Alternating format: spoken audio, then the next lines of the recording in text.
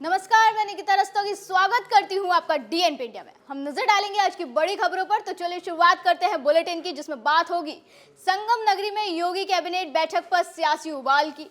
फिर सुनाएंगे पीएम मोदी का वो भाषण जिसमें उन्होंने बताया कि कैसे विश्व मंच पर भारत की आवाज बुलंद हो रही है। फिर बताएंगे कैसे सैफ अली खान को हॉस्पिटल पहुंचाने वाले ऑटो ड्राइवर ने बातों ही बातों में एक्टर से बड़ी डिमांड कर दी। और बात इस पर भी करेंगे कि बॉलीवुड का वक्त अभी खराब चल रहा है क्या। फिर बताएंगे मिल्कीपुर उपचुनाव से पहले क्यों उठी राहुल गांधी से माफी की मांग। फिर दिखाएंगे कैसे सीएम योगी ने दिल्ली में आज बीजेपी के पक्ष में माहौल बनाया।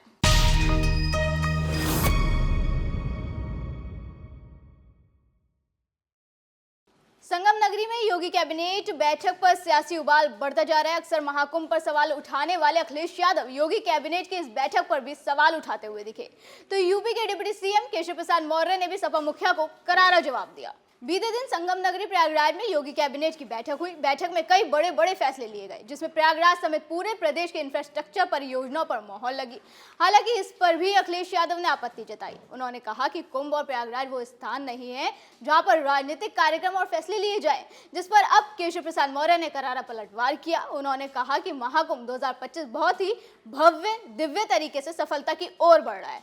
पता नहीं अखिलेश यादव को कौन सा रोग हो गया है कि उन्हें महाकुंभ की सुव्यवस्था स्वच्छता देखी नहीं जा रही। उन्हें बर्दाश्त नहीं हो रहा कि वहां हर दिन 50 लाख से 1 करोड़ लोग डुबकी लगा रहे हैं। उन्हें इस तरह की टिप्पणी नहीं करनी चाहिए। जिसके बाद देखना होगा कि आज तक इस संगम पर होने वाली सियासत आखिर कब थमेगी। भारत किस तरह से तरक्की कर रहा है ये तो सब देख रहे हैं। विश्व मंच पर भारत की भूमिका लगातार बढ़ती जा रही है। इस बात को आज खुद पीएम मोदी कहते नजर आए। भारत के महान स्वतंत्रता सेनानी नेताजी सुभाष चंद्र बोस की जयंती के अवसर पर हर साल पराक्रम दिवस के रूप में मनाया जाता है। इसी मौके पर पीएम ने अपने संबोधन में बताया कि कैसे विश्व मंच पर आज भारत की आवाज बुलंद हो रही है। उनका ये संबोधन सुनिए। गांव हो या शहर, हर तरफ आधुनिक इंफ्रास्ट्रक्चर का निर्माण हो रहा है। साथ ही भारत की सेना की ताकत में भी अभूतपूर्व वृद्धि हुई है।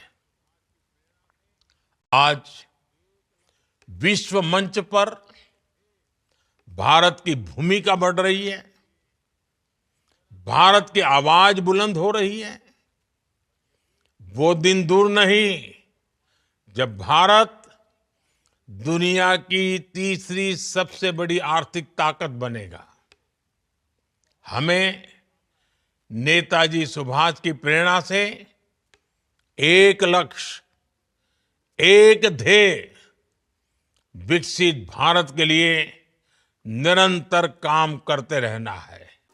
सैफ अली खान को अस्पताल पहुंचाने वाला ऑटो ड्राइवर रियल हीरो बन गया है। पिछले दिनों एक यूट्यूबर ने उन्हें 11,000 का इनाम देने की घोषणा करी। फिर खबर आई कि सैफ ने भी ऑटो ड्राइवर भजन सिंह राणा को 50,000 का इनाम दिया। मीका सिंह ने भी ड्राइवर को 1 लाख का इनाम देने की बात कही, जिसके बाद अब ऑटो ड्राइवर ने एक और बड़ी डिमांड कर दी है।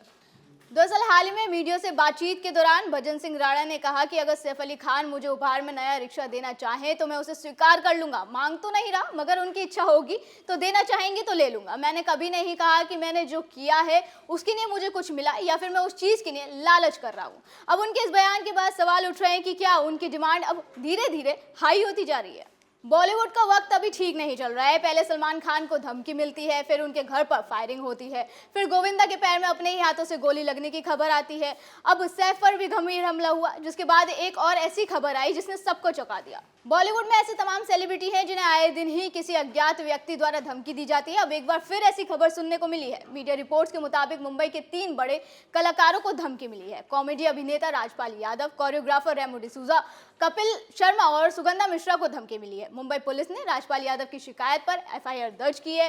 वहीं अभिनेत्री सुगंधा मिश्रा और रेमो की ओर से भी उन्हें शिकायत मिली है, जिसे देखकर कहा जा सकता है कि बॉलीवुड पर बुरी आफत आई है। अब बात मिल्कीपुर उपचुनाव की। चुनाव से पहले एक बार फिर बाबा साहेब भीमराव अंबेडकर पर सियासत गर्मा गई है। बीजेपी बाबा साहेब भीमराव अंबेडकर के अपमान के मुद्दे पर फिर राहुल गांधी को घेरते हुए दिखी और उनसे माफी की मांग कर दी। मिल्कीपुर विधानसभा उपचुनाव से पहले बीजेपी के प्रदेश मंत्री अभिजात मिश्रा की तरफ से लोहिया पथ पर लगे होर्डिंग की चर्चा शुरू हो गई है। एक साथ कई होर्डिंग्स लगाकर बीजेपी नेता ने कांग्रेस और राहुल गांधी पर हमला बोला। जहां इन पोस्टर्स के जरिए बीजेपी नेता ने कांग्रेस को घेरा, तो वहीं इन पोस्टर्स के जरिए प्रधानमंत्री की सराहना करते हुए भी दिखे। इनमें से एक पोस्टर्स में लिखा गया कि 125 साल बाद जिसने स्थापित किया भारत के सच्चे सबूत का सही मायनों में सम्मान, बाबा साहेब अंबेडकर के स्मारक भी बोले नरेंद्र मोदी जी हैं ऐसे करने वाले देश का पहला प्रधान। जिसके बाद सियासत तेज हो गई है। बता दें मिल्कीपुर उपचुनाव 5 फरवरी को होने हैं, जिसके नतीजे 8 फरवरी को आएंगे। ऐसे में सभी पार्टियां यहां हर दांवपेच आजमा रही हैं। चलिए अब बात करते हैं इस वक्त के सबसे चर्चित चुनाव दिल्ली विधानसभा चुनाव की। आज योगी बाबा ने दिल्ली में हुंकार भरी। उन्होंने बीजेपी के पक्ष में पूरा माहौल बनाया। अपने भाषण में वो दिल्ली के कई बड़े बड़े मुद्दे उठाते हुए नजर आए। क्या कुछ उन्होंने कहा, आप भी सुनिए। आजकल मैं सुन रहा हूं अपने भाषणों में से अरविंद केजरीवाल जी बार बार उत्तर प्रदेश की चर्चा कर रहे हैं, लेकिन उनको भूलना नहीं चाहिए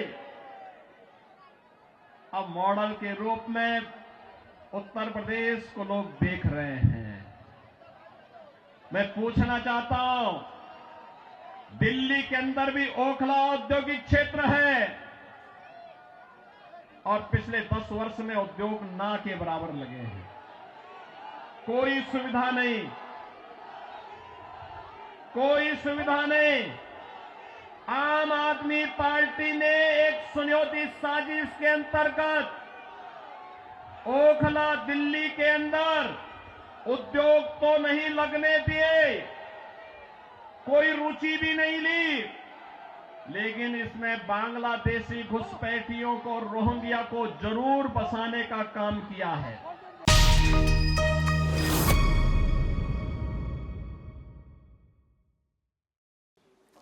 ऐसी खबरों पर हमारी बनी रहेगी नजर। आप देखते रहें DNP इंडिया। नमस्कार।